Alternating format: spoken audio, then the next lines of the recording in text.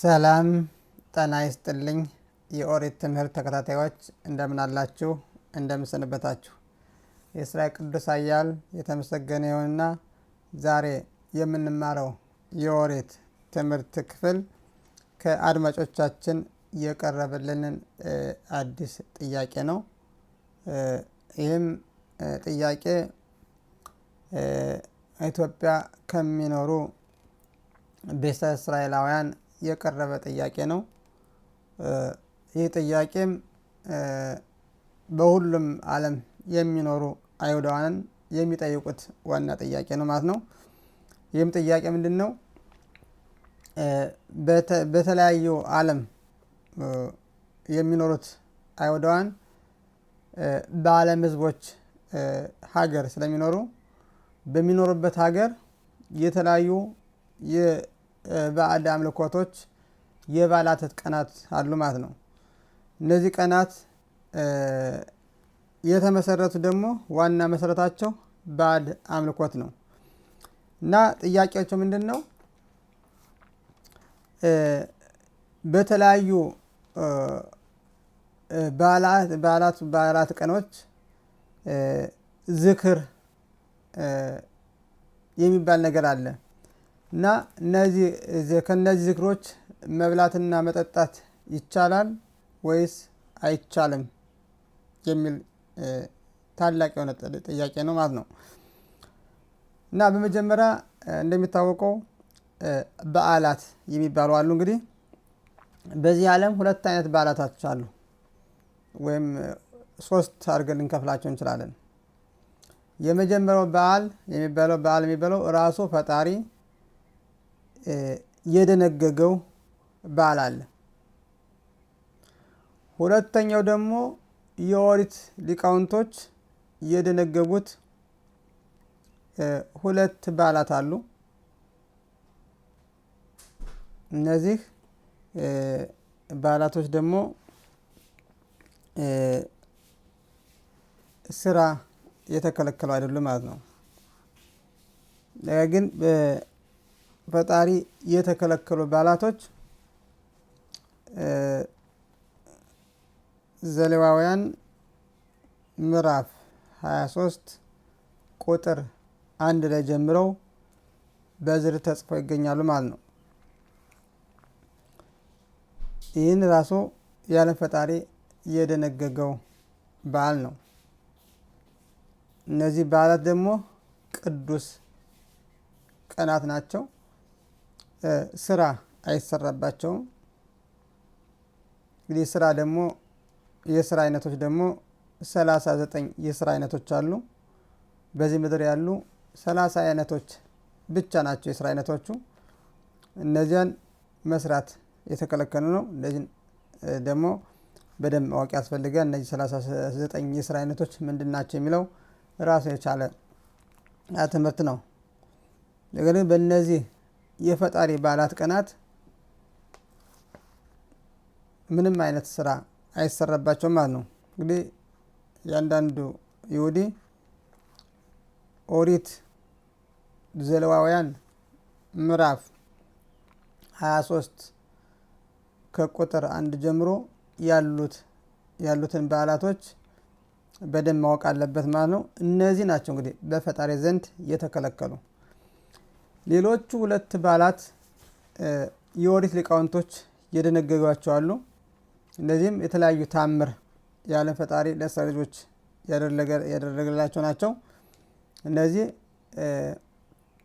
ፑሪምና ሀኑካ ይባላሉ ማለት ነው። ፑሪምን ያዘጋጁት ነቢያቶች ናቸው። ያው በነቢያቱ ዘመን ስለሆነ ማለት ነው። በእነዚህ ቀን ራሱ የደስታ ቀን ናቸው። ነገር ግን ስራ አልተከለከለም። ስራ መከልከል አይችሉም።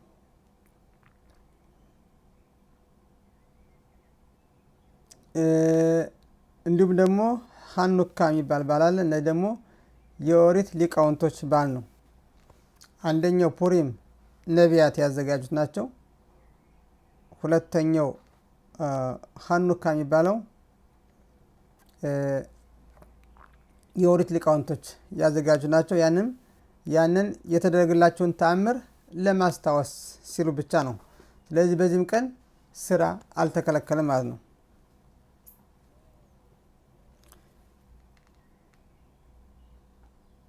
ይህ አንድ ነው። ከዚህ ውጭ ደግሞ ሌሎች ደግሞ በዓለም ህዝቦች የተለያዩ በዓላት አሉ። ለምሳሌ ባለፈው አንድ መጽሐፍ አዘጋጅቼ ለንባብ አብቅቼ ነበር። እንግዲህ ዛሬ 4-5 ዓመት አካባቢ ማለት ነው። አይሁድና ክርስትና የሚል መጽሐፍ ነው።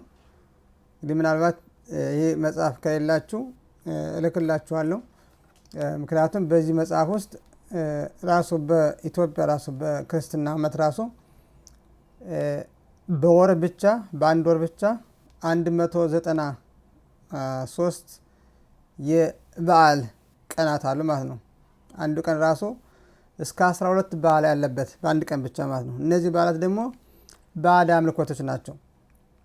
እነዚህ ባዕድ አምልኮት ደግሞ ራሳቸው የቻለ ታቦት ተቀርጾላቸው አምልኮት የሚፈጸምላቸው ቤተክርስቲያን ራሱ በስማቸው የተዘጋጀ ነው ማለት ነው። ስለዚህ እነዚህ ቀናቶች ራሳቸው ስም አላቸው። በስማቸው የክርስትና እምነት ተከታዮቹ መስዋዕት ዝክር ያቀርቡላቸዋል በስማቸው ማለት ነው። ከነዚህ ዝክር የበላ ወይም የጠጣ ይሁዲ ከባዕድ አምልኮቶች ካቀረቡት መስዋዕት በላ ጠጣ ማለት ነው። ይህ ነው አንዱ በፈጣሪ ዘንድ እጅ በጣም የተከለከለ። ምክንያቱም እነዚህ ከፈጣሪ ሕግና ስርዓት ውጭ በሆን ከፈጣሪ ተቃራኒ የሆኑ በዓላት ናቸው ማለት ነው። እንደሚታወቀው እነዚህ በዓላቶች በሚሆኑበት ጊዜ በገጠሪቱም እርሻ አይታረስም፣ ስራ ሁሉ አይሰራም። እነዚህ ባህል ክብር ሲባል ማለት ነው። እነዚህ ባህል ደግሞ ዋና ምንጫቸው ባዕድ አምልኮት ነው። ከነዚህ ባዕድ አምልኮቶች ከሚዘከረው ወይም ከሚቀርበው ምግብ፣ መጠጥ መጠቀም ትክክል ነው ማለት ነው። ማንኛውም ነገር ውሃም ሆነ ጨውም ሆነ መጠቀም ክልክል ነው። ምክንያቱም ባዕድ አምልኮት ናቸው። እነዚህ ቲክሮቤት አቦዳዘራ ይባላሉ። ለባዕድ አምልኮት የቀረቡ ምግቦችና መጠጦች ናቸው። ስለዚህ በአይሁድ ሕግና ስርዓት መሰረትም ራሱ ዮሬዳሽ ወይም ሽሉኻን አሩኽ በሚባለው የአይሁድ የሕግ መጽሐፍ 140 ቁጥር 1 ላይ አቦዳት ኮኻቢም ወምሻምሽያ በትቅርባታ አሶሪም በኮልሸው ለነዚህ የሚቀርቡት እንዲያው ትንሿን ቢሆን አንዲት ስንዴ ትንሽ እንኳን ወይም አንዲት ትንሽ ገብስ ወይም አንዲት ቅንጣት ያህል ፍሬ እንኳን ከሷ መጠቀም ፈጽሞ የተከለከለ ነው።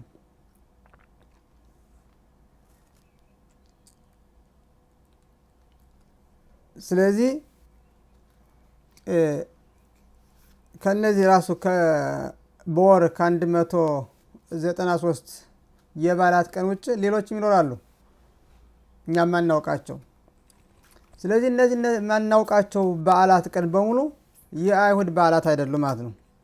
ስለዚህ የአይሁድ በዓላት በፈጣሪ የተነገሩት እነዚህ በዘሌዋውያን ምዕራፍ 23 ቁጥር 1 ላይ በዝርዝር ተጽፈው ያሉት ናቸው ማለት ነው። ለምሳሌ ይቅርታ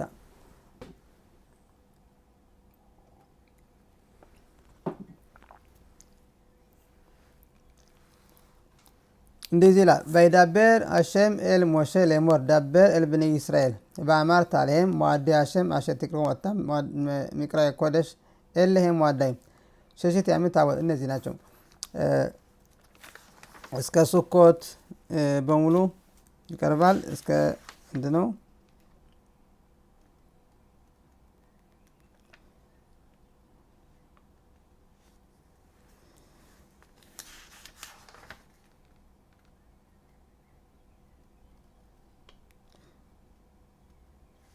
እስከ ምዕራፍ 24 አጠቃላይ ማለት ዘሌዋውያን ምዕራፍ 23 ከቁጥር 1 ጀምሮ እስከ መጨረሻው ያለውን ድረስ ብታዩ በሙሉ እነዚህ በዓላቶች በሙሉ በዚያ ውስጥ አሉ ማለት ነው። ጠቅላላ የፈጣሪ በዓላት ቅዱስ በዓላት ራሱ ፈጣሪ ደነገጋቸው።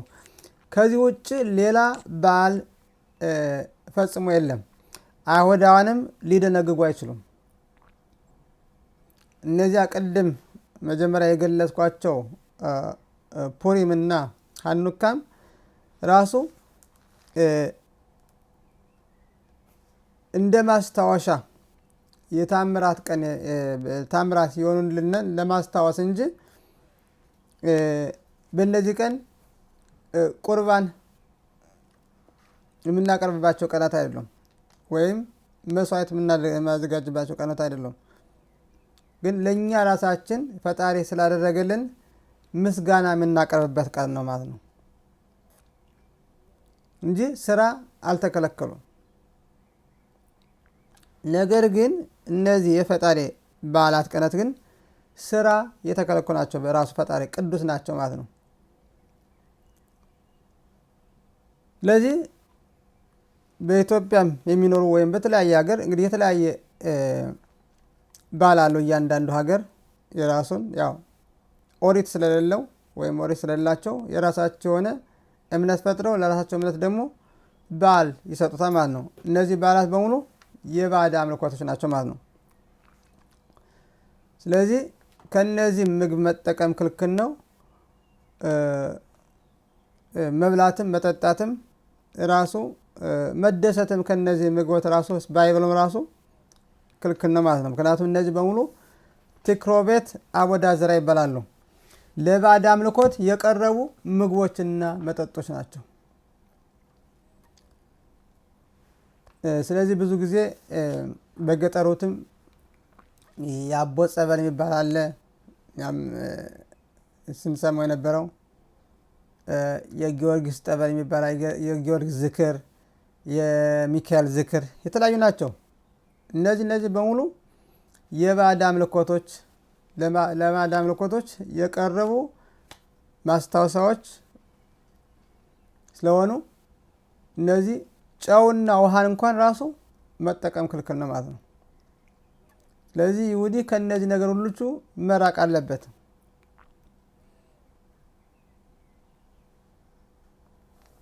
እጅግ በጣም ታላቅ ኃጢአት ነው ማለት ነው። ይህ ለእነሱም ራሱ እነዚህ ነገር ማዘጋጀት አልነበራቸውም። ነገር ግን ይሁዲ ሁሉም የዓለም ሕዝቦች የማስተማር ሳይሆን ዋናው ከተቀበሉ ሰባቱን ሕጎች ከጠበቁ የዓለም ሕዝቦች ቢሆን ከነዚህ ከተለያዩ ባዕድ አምልኮቶች መውጣት ይችላሉ ማለት ነው። ነገር ግን ዋና ይሁዲ ራሱ ማወቅ ያለበት ከፈጣሪ ሕግና ስርዓት ውጭ የሆኑ ሰው ሰራሽ ባዕድ አምልኮት የባዕድ አምልኮት በዓላት ስለሆኑ ከነዚህ የበዓላት ቀናቶች ወይም ዝክር የሚባሉ የተለያየ ስም ይኖራቸዋል። ከነዚህ ምግቦች መጠቀም መብላት መጠጣት ጨው እንኳን መውሰድ ክልክል ነው ማለት ነው። ምክንያቱም እነዚህ ቲክሮቤት አወዳዘራ ወይም ለባዕድ አምልኮቶች የቀረቡ ምግቦችና መጠጦች ነው ማለት ነው። ስለዚህ ይሁዲ ከነዚህ ዝክር ከሚባለው ከበላ ከባዕድ አምልኮቶች ምግብ እና መጠጥ በላ ጠጣ ማለት ነው። ስለዚህ ከፈጣሪ ራቀ ወይም ወጣ ማለት ነው። በእርግጥ ብዙ ሰዎች ባለማወቅ እነዚህን ያደርጋሉ ማለት ነው። ነገር ግን እነዚህ ዋና መሰረታቸው ባዕድ አምልኮቶች ስለሆኑ ከነዚህ ሁሉ ራሱን ማራቅ አለበት ማለት ነው። እጅግ በጣም በፈጣሪ ዘንድ አንዱ ትልቁ ኃጢአት ባዕድ አምልኮትን ማለት ነው። ለዚህም ነው አንዱ ከነዚህ ባዕድ አምልኮቶች መፈወስ ወይም ያድናሉ ብለው ተብሎ ቢነገራቸው ከነዚህ ራሱ መራቅ ያለብን ማለት ነው። እንደ እሳት መራቅ አለብን ራሱ።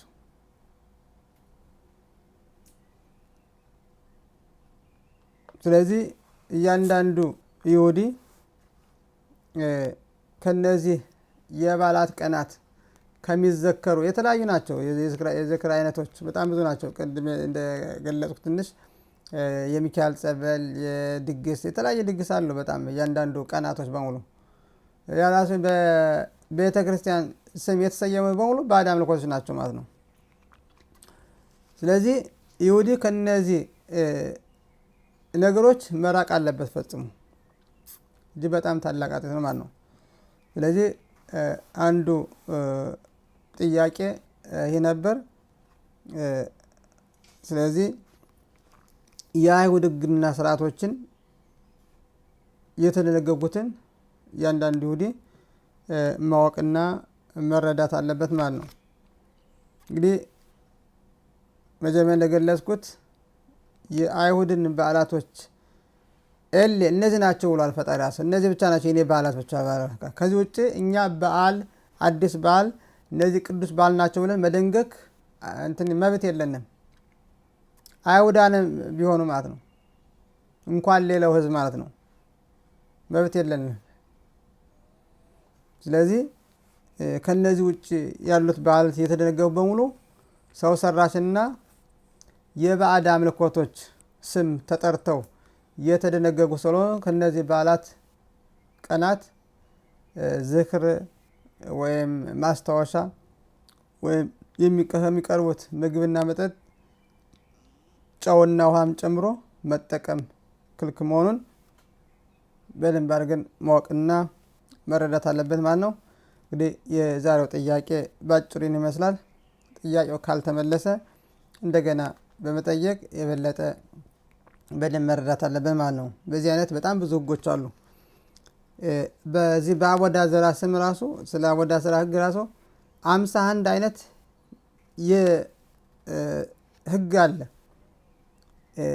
ከነዚህ ባዕድ አምልኮቶች የሚባሉት ምን አይነት ነገሮች እንደሆኑ ይህ ራሱ ከኦሪት ካሉት ህጎች በሙሉ አንዱ ትልቁ ነው ማለት ነው።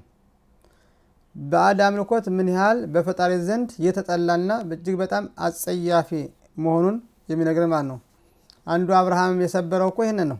እነዚህን በተለያዩ እምነት የሚያዩትን ቅርጻ ቅርጽ ስዕሎችን እነዚህን በሙሉ ያጠፋው አንዱ ይህ ነው፣ አብርሃም የተመረጠበት። ስለዚህ የእስራኤል ልጆችም ይህን መንገድ ስለሄዱ በዚያው በአብርሃም በይስሐቅ መንገድ መሄድ ግዴታ ነው ማለት ነው። ስለዚህ በፈጣሪ የተጠላውን ነገር እኛ ማድረግ የለብንም ማለት ነው። ስለዚህ ክርስትናም ሆነ ሌሎች የተለያዩ እምነቶች አሉ፣ የባዕድ አምልኮቶች እምነቶች ስለሆኑ እነዚህን መከተል የለበትንም ማለት ነው። ስለዚህ በሚቀጥለው በተለያዩ የወር ትምህርቶች ላይ እስከምንገናኝ ለጊዜው በደህና ቆዩ። ባሩክ አዶናይ ለዓለም አሜን በአሜን።